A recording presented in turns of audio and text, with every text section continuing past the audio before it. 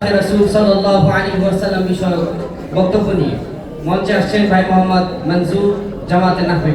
প্রস্তুত থাকবেন মোহাম্মদ নাহিদ ইসলাম জামাতে নাহবী।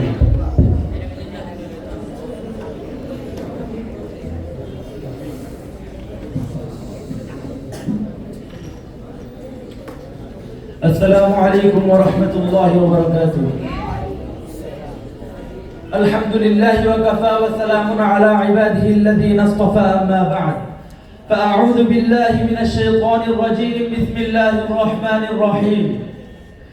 يا أيها الذين آمنوا لا ترفعوا أصواتكم فوق صوت النبي ولا تجهروا له بالقول كجهر بعضكم ببعض أن تحبط أعمالكم وأنتم لا تشعرون. صدق الله العظيم.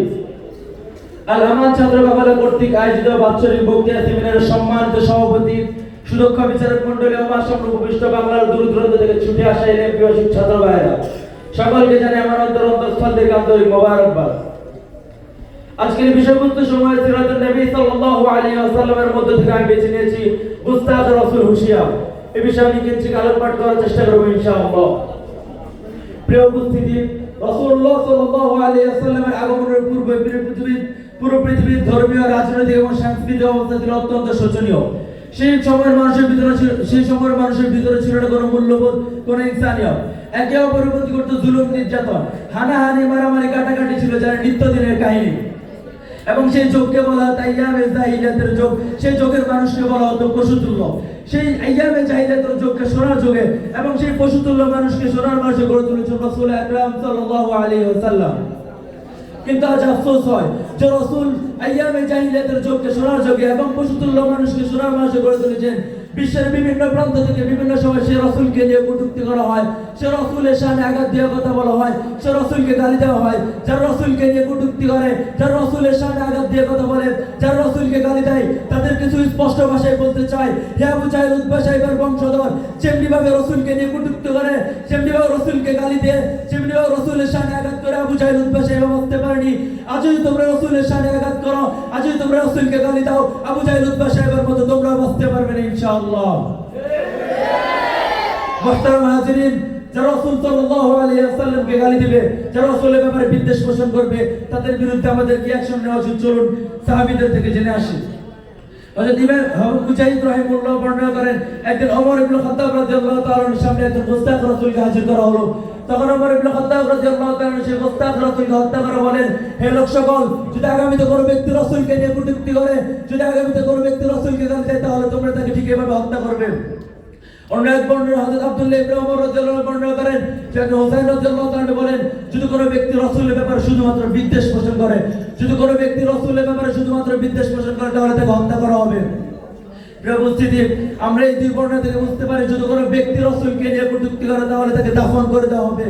যদি কোনো বংশ কিংবা কওম রাসূলকে নিয়ে কটূক্তি করে, তাহলে সেই বংশকে নির্বংশ করে দেওয়া হবে। আর যদি কোনো দেশ রাসূলকে নিয়ে কটূক্তি করে, যদি কোনো দেশ রাসূলের ব্যাপারে যদি কোনো দেশ রাসূলের বিরুদ্ধাচরণ করে, তাহলে সেই দেশকে পৃথিবীর মানচিত্র থেকে উড়িয়ে দেওয়া হবে। মুহতারাম হাজিরিন, ইমাম তাইমি রাহিমাহুল্লাহ নিজ কিতাবে লেখেন, যদি কোনো ব্যক্তি রাসূলকে নিয়ে কটূক্তি করে, যদি কোনো ব্যক্তি রাসূলকে গালি দেয়, সে জিম্মি হোক কিংবা স্বাধীন হোক, সে যাই হোক না কেন, তাকে হত্যা করা ওয়াজিব হয়ে যায়। তাই আমরা গোস্তাখ রাসূলদেরকে সম্বোধন করে বলতে চাই, যারা রাসূলকে নিয়ে কটূক্তি করবে, সে হিন্দুরা মুসলিম তা আমাদের দেখার বিষয় না, সে বৌদ্ধরা খ্রিস্টান তাও আমাদের দেখার বিষয় না, সে কোন ধর্মের কোন বর্ণের তাও দেখার বিষয় না। দেখার বিষয় শুধু একটা, সে রাসূলকে নিয়ে কটূক্তি করেছে, সে রাসূলের শানে আঘাত করেছে, সে রাসূলকে গালি দিয়েছে। এই পৃথিবীতে তার শাস্তি হত্যা ব্যতীত অন্য কিছু হতেই পারে না। প্রিয় উপস্থিতি, যে রাসূল সারাটি জীবন উম্মতি করে কাটিয়েছেন, যে রাসূল উম্মতের মায়ায় তাইফের মধ্যে রক্ত ঝরিয়েছেন, যে রাসূল উম্মতের মায়ায় দান মোবারক শহীদ করেছেন, আজকে তোমরা সে রাসূলকে নিয়ে কটূক্তি করবে, তোমরা রাসূলকে গালি দিবে, তোমরা রাসূলের শানে আঘাত করবে। মনে রাখবে, রাসূলকে আমরা এই পরিমাণ ভালোবাসি, রাসূলের জন্য নিজের জানও বিলিয়ে দিতে রাজি, তোমরা রাসূলকে নিয়ে কটূক্তি করবে, আর এই কটূক্তি মুসলিম বিশ্ব বরদাস্ত করতে পারে না।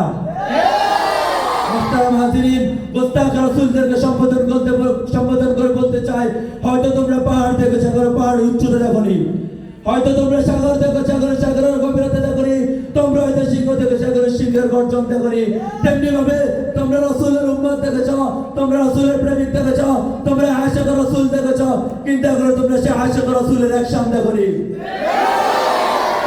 واخر دعوانا الحمد لله رب العالمين।